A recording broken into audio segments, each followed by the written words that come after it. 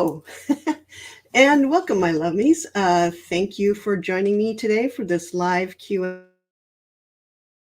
You have sent me over the last few weeks are going to guide today's conversations, and I'll be sliding in about 10 tips for sewing with adult ADHD. And if you have any questions, feel free to ask those in the comments, and I will do my best to answer them. So if you're new here, my name is Althea, and I'm here to talk about sewing, having ADHD, and all things history bounding, historical clothing, so that you can creatively thrive through the art of sewing. So today I'm going to be sharing in this live ideas to help you overcome those frequent frustrations that our ever-loving squirrel brains kind of give us. You don't really need to have ADHD to have some of these symptoms of ADHD. I mean, everybody can have a problem organizing or staying focused. It's just with ADHD, it comes with a certain set of complications additionally. So even if you don't have ADHD, you can probably find some good information here on how to help yourself focus better and complete projects and do the sewing that we love so much. Okay, I am going to close a couple of windows.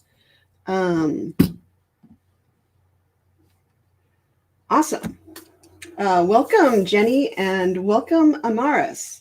I hope I'm pronouncing that correctly. Jenny, to answer your question, yes, I am newly diagnosed with ADHD just this last fall. And this summer, I shall be 60 years old. So it's kind of a really late diagnosis. And I will be getting back to history videos in a bit. I just have kind of been exploring this as I learn things about how to make my brain work the way I want it to work and to have the outcomes that I want to have. In fact, my next question or my next video is going to be on 17th century sweaters to go along with my Cavalier wardrobe. I've been able to move that project a little bit further on. So I'm looking forward to sharing that with y'all next week. Good morning, Barbara.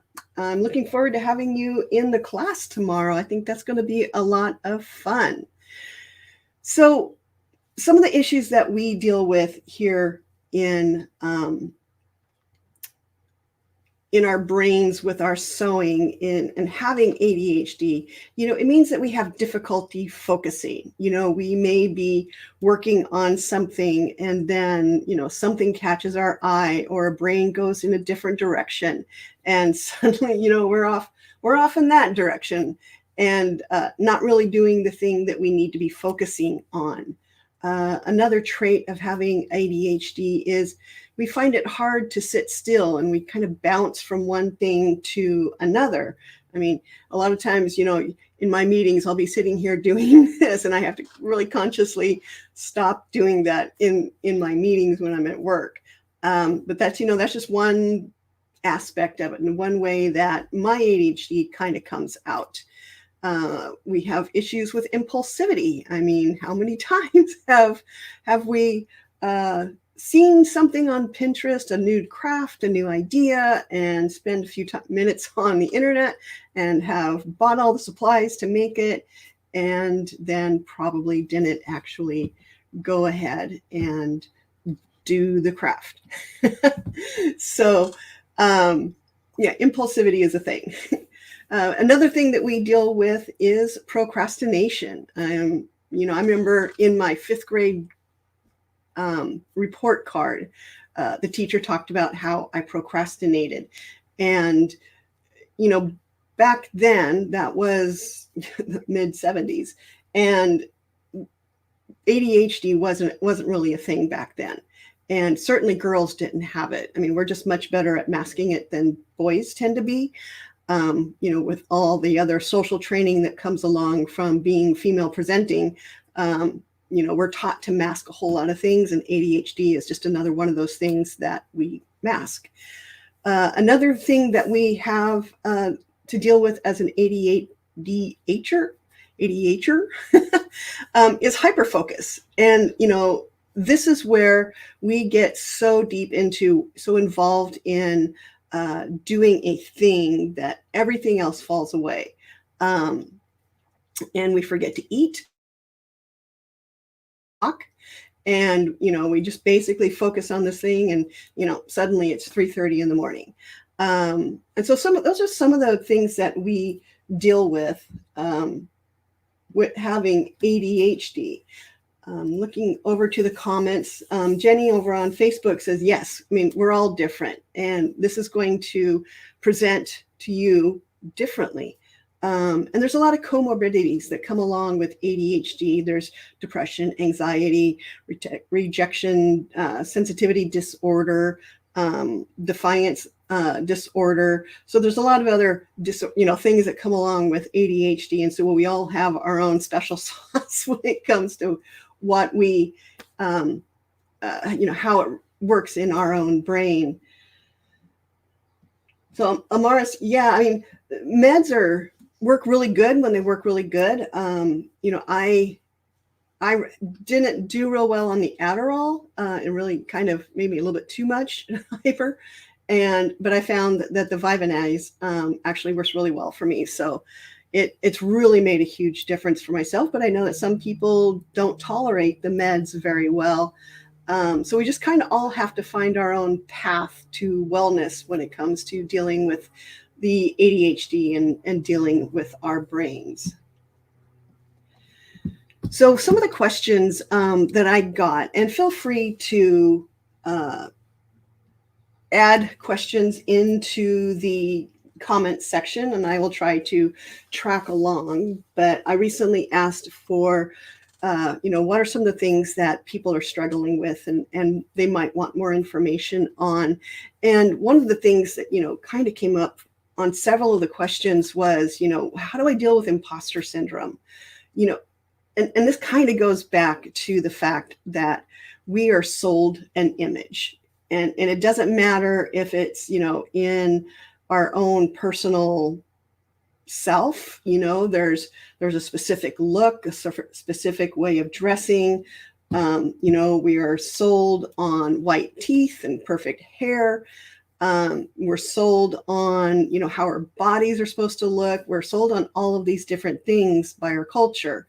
And we see on Facebook, we see on YouTube, a lot of perfection and a lot of, it's just slick and it's produced. When you watch some of these history bounding and historical clothing videos, you're seeing the best. They've set their, they've dressed their set. They're perfectly coiffed, perfectly made up. And so that's the image that they're projecting.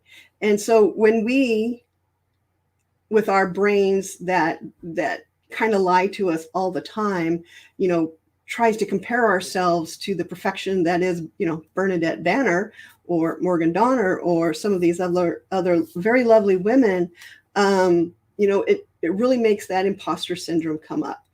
And the important thing to remember is you don't want to compare yourself to that idealized image. What we need to do is to find what makes us happy. If we want to dress up in, whatever history bounding or historical clothing that we want to, then we're perfectly capable of doing that. We don't have to ask permission from anyone to do these things that we love. And it's just really important that we don't compare ourselves to what we see in media. You didn't see me a couple of hours ago after I came in from the garden. My hair was like, and it came in, put on the makeup, put on the clothes, and you're seeing an image that I want to project. But that wasn't the Althea a couple of hours ago. So you just have to remember that, we have our own power in who we are, and we have to own our own power and not let imposter syndrome stop us from doing those things that we love. And, if we want to dress up in 19th century clothes and walk around town and go grocery shopping or what have you, go ahead and do it. So another question I got was, this person found that it was hard to start projects, especially when they want to like do an outfit or a wardrobe, a big thing like that. The struggle is real to get started on some of these projects. I mean, even I struggle with this quite a bit. And what I have to do is just sit down and brain dump. I just write down either, and it can be in a notebook, it can be, sometimes I use Procreate and I do little drawings along with it. Sometimes it's in Notion, sometimes it's in Word. It just depends on where I am and what tool I want to use at the time. And I just brain dump. For instance, when I was looking at doing the 17th century capsule wardrobe, I kind of mashed Cavalier fashion with Donna Karan's 1985 capsule wardrobe, 7 easy pieces. And so I had kind of a parameters. I had her 7 pieces. I had a blouse, I had a sweater, I had trousers, I had a skirt, I had a dress, I had a jacket, I had a coat. I believe I had a scarf and maybe a purse. And so I put some parameters around that project so that it didn't become too big. We've all heard about scope creep, and just kind of getting it out of your brain and onto paper somewhere can really help start that process of putting the thoughts together on how to do a project, because sometimes that procrastination could be that, we need to do this one thing before we can do this other thing. For instance, when I was doing the video on my sewing machine maintenance, I had to pull all of those tools together, and it took me some time to get all of those tools together. I had to, get the compressed air and get the grease and get the lubrication, made sure I had all the right Allen wrenches and screwdrivers, tweezers, and soft cloths and all of the other things that I needed to. And it took me some time to get that together. So that was my friction point on doing sewing machine maintenance. So once I pulled all my tools together, then it was much easier just to sit down and do that sewing machine maintenance, which I highly recommend people look into doing themselves. It's super easy. It was the first time I'd really cracked my sewing machine, so it was kind of fun. So Jenny asked, what's my real job, and does it require this kind of organization? Boy, howdy. So I run my state's earthquake preparedness program. And this means that I'm doing education and outreach. This means I am liaising with the scientists and with the local emergency managers, non-governmental agencies, the public, media, all kinds of different people. And this is one of my struggles. Having ADHD is keeping all of that organized. And sometimes I succeed and sometimes I don't. And it's just a matter of trying to create systems. So I use Notion for my business and for my work organization. It's a great program that has databases. You can connect databases. You can put calendars. You can do Kanban boards. It's a really powerful program. And that's what I use to stay organized. I can access it from anywhere. So that's what I do in my day job. I talk about earthquakes, tsunamis, and volcanoes a lot with a smile. But, when it comes back to, doing these big projects, it's really breaking it down into small pieces. So once I had that brain dump, then I knew that I needed for a 17th century, I needed something that was like stays or a tank top. I needed a blouse. So I was able to look at, what they had then. I'm doing a kirtle style dress. So that's early 17th century, but some of the other pieces are from later 17th century. This is history bounding, so there's no rules. I don't have to stick with one specific time point. I can pull from that whole different century. And then once I had, kind of what I was going to be making, I have tank tops, I have some stays. I've been wanting to experiment with making my own linen bras. So when I'm out gardening, I'm much more comfortable. The dress, I've made kirtle dresses before, so that won't be a terrible challenge. I'm not a knitter. And there's a whole bunch of really awesome sweaters from this time period. And I'm really grateful for the folks that voted for me to do that 17th century capsule wardrobe, because I really got into an era that I wasn't familiar with, and I discovered these sweaters, and I love sweaters. Anybody in the Pacific Northwest probably loves a lot of sweaters, and modern sweaters tend to be just kind of a bag. They're just a bag. They fall straight. But the period, the 17th century sweaters, they had shaping, so they were a little bit closer to the body. And I found a couple of secondhand sweaters that I think will work. But I'm also taking some old knit tops that no longer fit.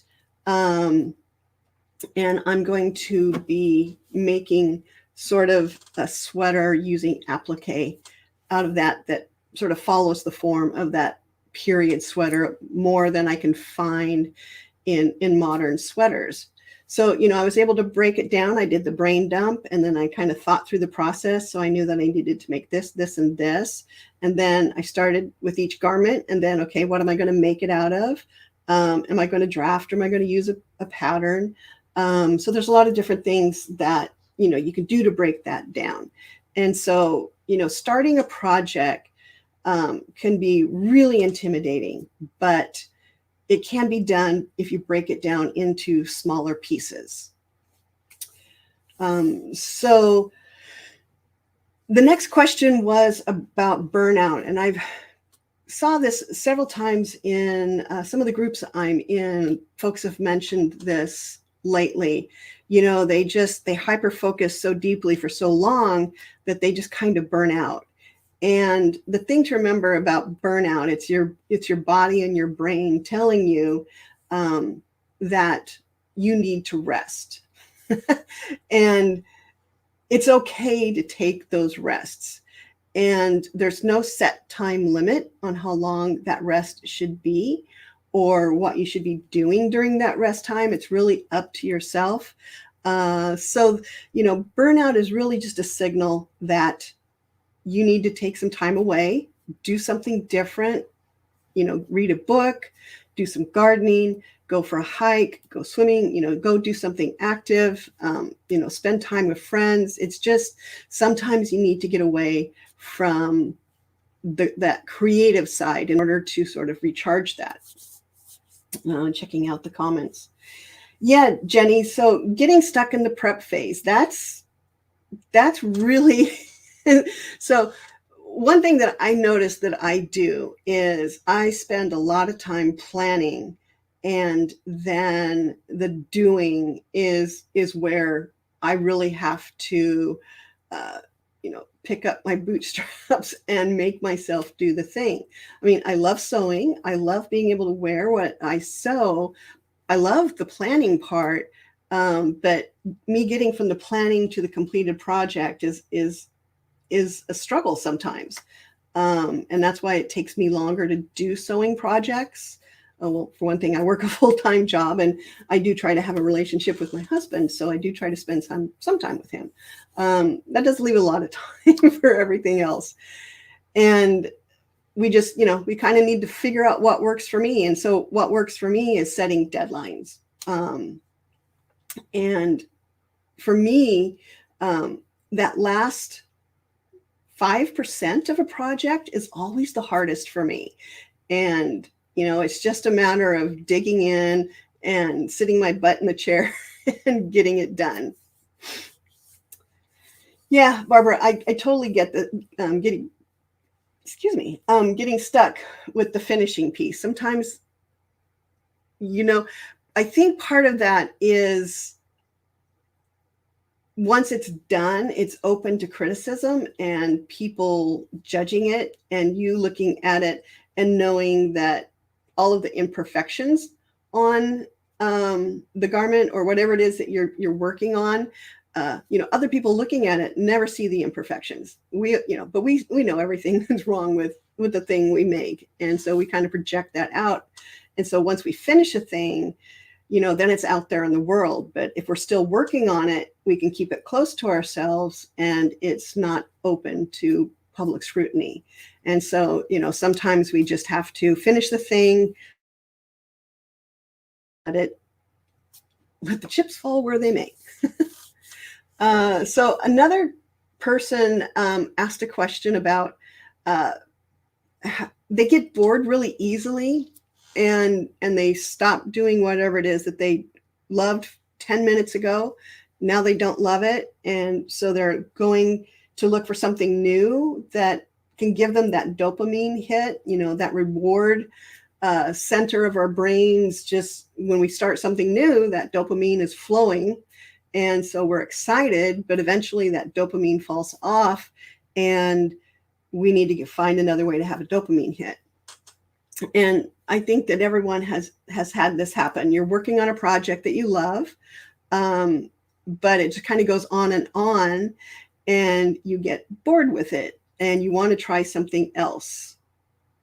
So you can either finish it and then start something new, but having ADHD means more often than not, we stop working on the project and we go look for something new to get that dopamine hit.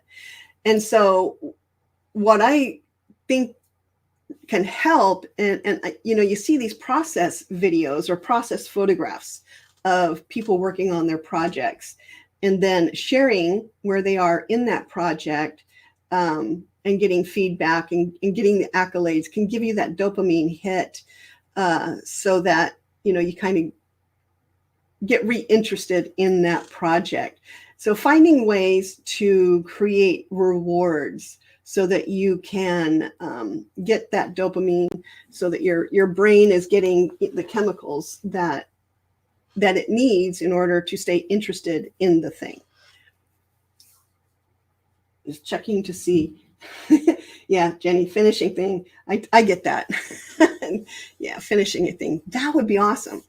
But in the last year since I've been diagnosed ADHD and I understand what's going on in my brain, I think it's easier for me to understand, oh, okay, I'm getting bored with this thing. I'll go work on this other thing for a bit, maybe to get the dopamine hit, and then I can come back to this. And this is what I've been doing in the Cavalier Wardrobe project. There's several different garments going on. And when I get kind of bored with one project, I'm got the tank tops all drafted up. I have the stays mostly drafted up. I'm starting to play with tests for appliques for the sweaters. I've been doing a lot of sketches for my pirate coat that I'm going to be doing as part of the 7th century wardrobe.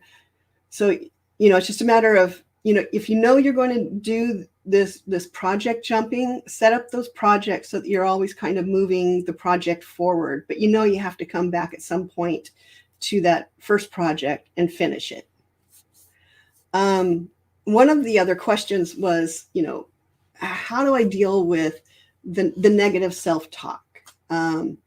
Especially if you have been diagnosed later as an adult, you have years of trauma that you need to process in order to get your brain to understand that, you're not a space cadet, that your brain isn't broken, that you're not a bad person, that it's okay to hyperfocus. It's okay to do some of these things because that's just the way your brain works, so having that diagnosis kind of gives you permission to be a little bit of a scientist in how your brain works. and having that negative self-talk. I find that cognitive behavior therapy really works for dealing with this internalized negativity that we have grown up with. And so, you might look into finding some cognitive behavior therapy workbooks or a therapist that can help you with that.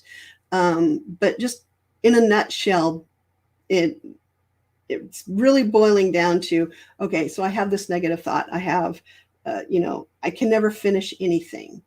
The flip side to that is, well, I have finished things, and I'm going to go look at the pictures of the things that I've finished, or I'm going to go put something on and wear something that I've finished so that I can start to change that negative self-talk to something that's a lot more positive. Been trying to do a better job of, capturing projects as I go through. I've been terrible over the years at taking pictures of projects when I finish them, because I think it's important to have that record so that we can look back and go, oh, yes, I have done things. And, it's just important to have that record and the ability to pat ourselves on the back every once in a while.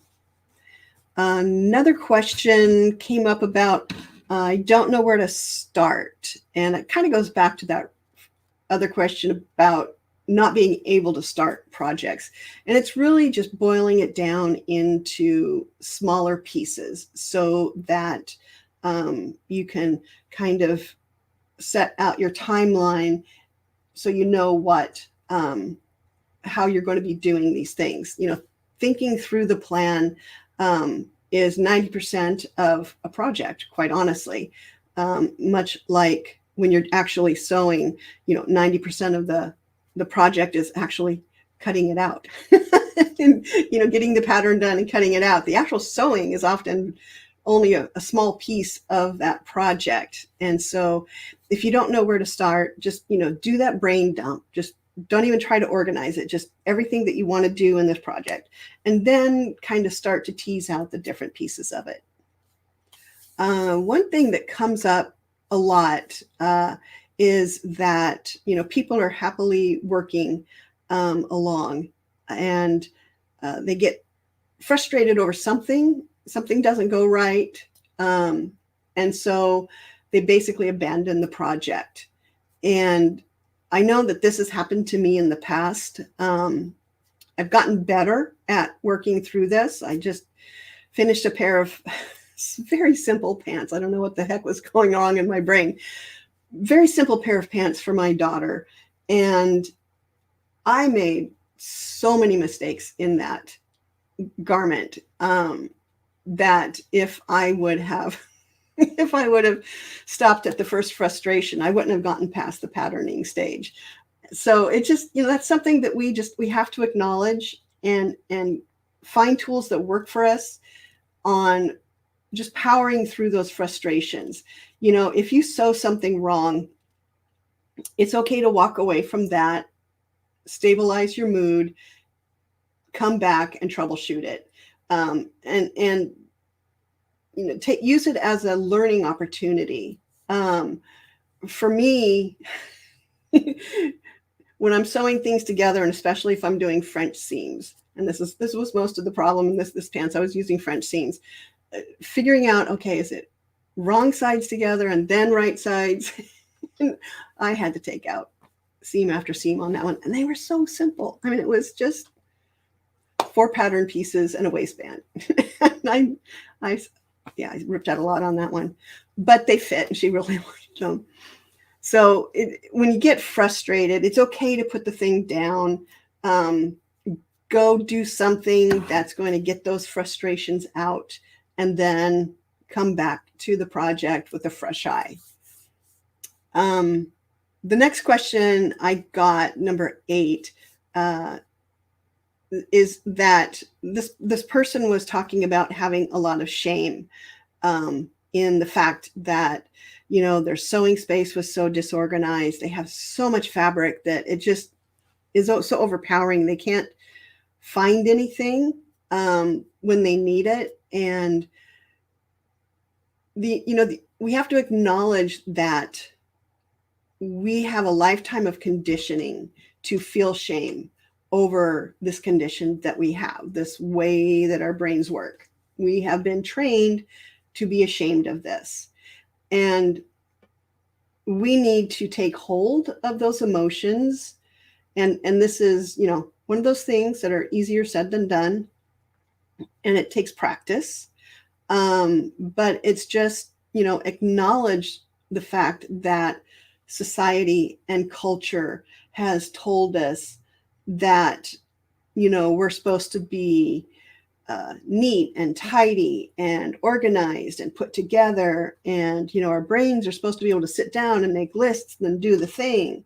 And we know that's not the way our brains work.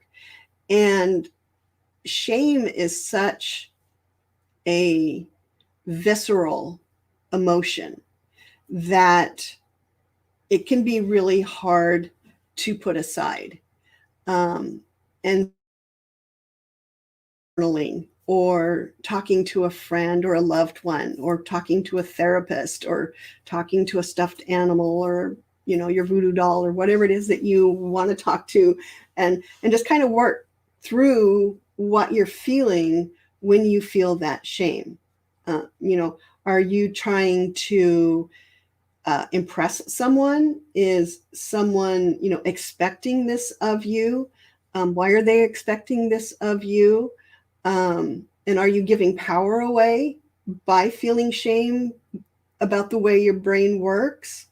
Part of overcoming that shame is regaining your power over yourself and the way your brain works. And that just takes practice. It takes time. You're going to have, moments of clarity on this. And then those are going to, those feelings are just going to come back. And it's just a matter of practice and working through it. The next question was, and, raise your hand if you can relate to this one. I forget to eat when I hyperfocus. So what can I do so that I make sure that I stop and eat? And this is where a timer is your best friend. And I use timers to sometimes good effect and sometimes not. There are times when, I'm working on something and you're in that flow and you don't want to stop.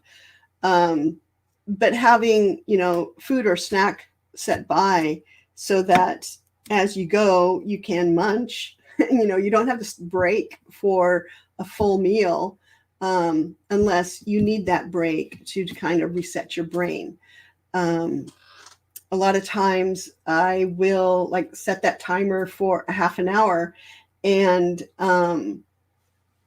if I find that half-hour breaks are too short because what I'm doing is involved and I want to keep going, then I can set the timer for an hour and then take a 20-minute break. But there are times where, you power through it because that's what your brain needs to do. Having snacks, making sure that you're hydrated, that you get up and stretch every once in a while is really important. And then the last question that I'm going to be talking about is this person said, I have too much stuff. I have 43,000 different hobbies and all of the tools for them. And really, I only do 3 of the hobbies regularly. Or, my sewing space is so messy that I can't find anything. And it's just easier to go buy something new than it is to try to find it in my space. And this is where I love Marie Kondo, because as ADHDers, we have a tendency to be pack rats. We have a tendency to accumulate all of the goblin gold and just, want the tools for all of the hobbies. And we really need to kind of check ourselves and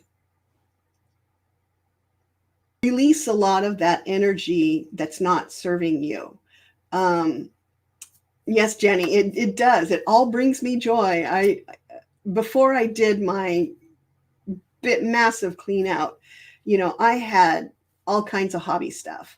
And I would sit in my pile like a dragon and just giggle with glee because I had all of this ability to do all of these creative things, but I found that it was causing me more stress over time than it was bringing me joy, uh, because it was just too much. And it was about 3-4 years ago. I did a massive clean out and got rid of like 20-30 bins of just stuff. And that was probably the most freeing and liberating thing that I've ever done for myself. Um, it's hard to give up stuff. Like I said, we tend to be kind of pack rats. We put a lot of emotional energy into having all of these things for these various creative endeavors and hobbies and things like that. But yeah, Jenny, how is, you start small. For me, it was going through all of my doom boxes from the move about, we've been here 7 years now. So it was a couple of years after we had moved in here and my sewing space just became too much stuff. And I just started with my doom since the last move, and cleaning those out. And so that gave me some more space. And then I went through my fabric and I got rid of, like I said, 20-30 bins of fabric and notions and stuff that, I would have 2 or 3 copies of, or, 2 or 3 versions of a tool that I only really needed one of. And, it created so much space in my room here. But more importantly, I could go into my space, sit down, and do something. I didn't have to clean up. I don't have to, clean off boxes off my sewing table. I don't have to go searching for tools, because I just have sort of created these systems that help me keep things organized. Now, that's not to say it does not become messy. The reason why my background is blurry, it's because I just did some rearranging up here. I got an air conditioner. I live in the Pacific Northwest, so we don't often have air conditioners, but my studio space is on the 2nd floor and it's very poor construction, poor insulation, and it gets really hot up here in the summer. So I just put in an air conditioner. It's right there. And so it's all messed up back here. So I blurred the background.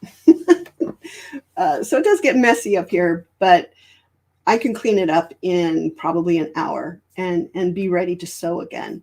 And it just took a complete mindset shift that I covet things still. I say, oh, that looks like a good hobby.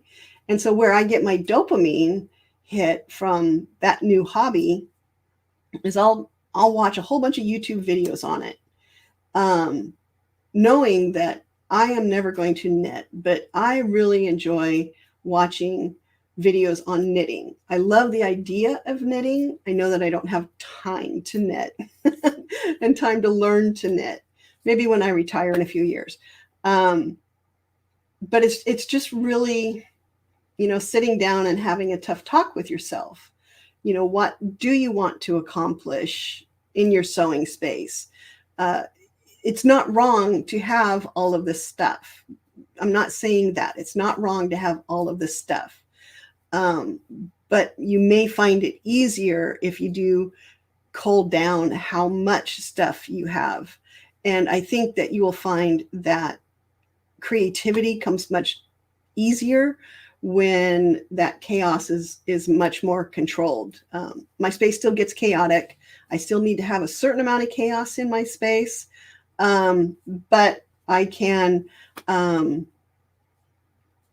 within an hour, get my table ready to start working. Yeah, Jenny, it is really close to just do it. And I really hate that phrase, especially working with ADHD, because, we're told to just do it all of our lives and our brains just can't do it. So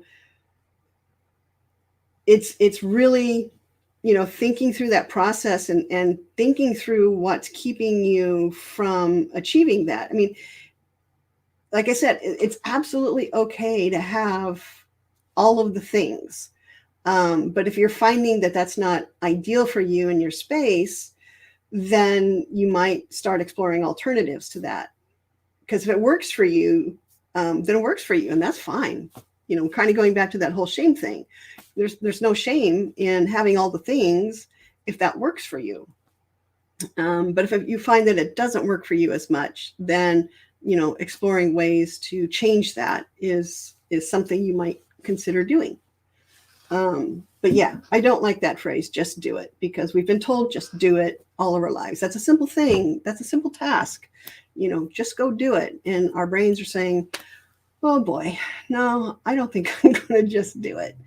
But it took me years of attempting. I would clean up and it would go back to the way it was, and it would clean up and go back to the way it was.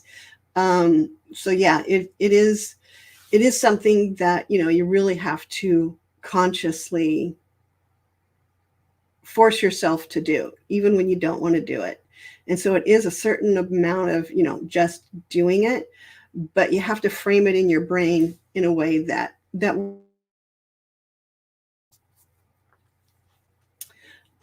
Jenny, yeah. If it works, it's great. If it's not working, then explore different ways of finding what works. Where's that comfortable spot for you? And it's going to be different for all of us. And, getting started is the hardest part, knowing what to do, how to get organized, making the decision on items is really hard. And this is where having maybe somebody come in and be a check on this might be helpful when you're doing the cleaning out. Having someone come in, and if you have to make that decision, they can walk you through that process. There's something called decision fatigue. And if we have to make too many decisions, even small micro decisions, like, am I going to have turkey or ham on my sandwich for lunch? That's a decision. And when we have to make too many decisions, then we get decision fatigue. And that's when we start taking shortcuts.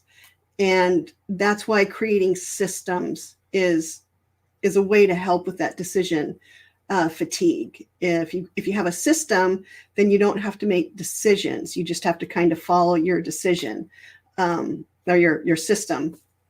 So when I bring in fabric and I purchase fabric, whether it's online or in person somewhere, it goes immediately into the wash. It goes from the bag into the wash, unless it's going to be really ravelly, in which case I sew the edges and then put it into the wash.